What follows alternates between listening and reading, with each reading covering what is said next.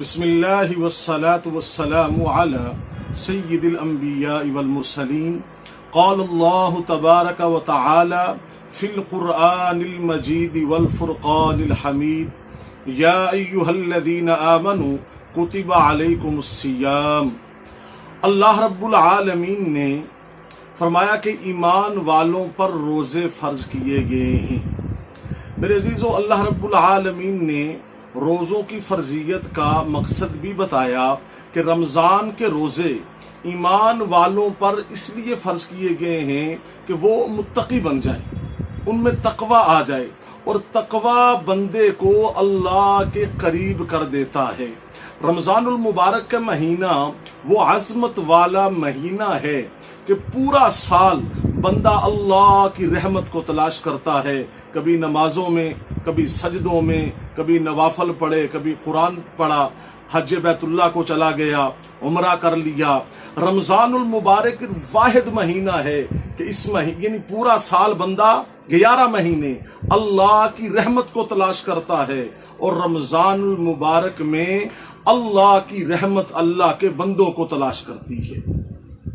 رمضان المبارک میں اللہ رب العالمین نے اتنی جو ہے وہ کرم نوازی، عرش والا رب فرماتا ہے کہ اللہ نے پہلے عشرے کو رحمت بنا دیا، اللہ رب العالمین نے دوسرے عشرے کو مغفرت بنا دیا، مغفرت والا عشرہ، اور تیسرے عشرے کو اللہ نے جہنم سے آزادی کا عشرہ بنا دیا۔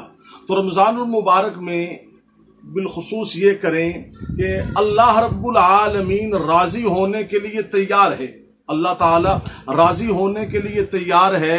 آیا ہم اللہ کو راضی کرنے کے لیے بھی تیار ہیں؟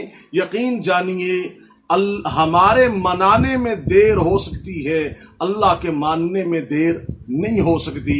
اور اس کے بعد اپنی دعا میں سخا پیدا کیجئے، جہاں پر اپنے لیے دعائیں مانگیں، ساری امت کے لیے دعائیں مانگیں۔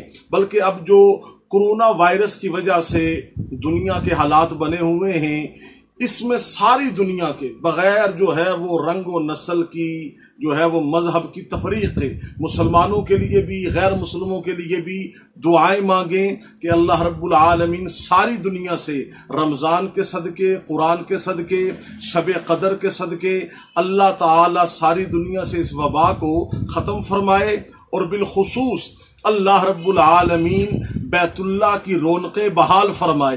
اللہ رب العالمین ہمیں پھر دوبارہ پوری دنیا کے مسلمانوں کو اللہ کریم روزہ رسول پر بار بار حاضری کا موقع نصیب فرمائے۔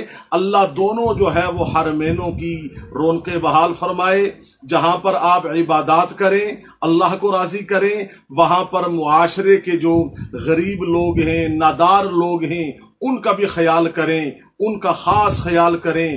مخلوق کی خدمت سے ہی خدا ملتا ہے۔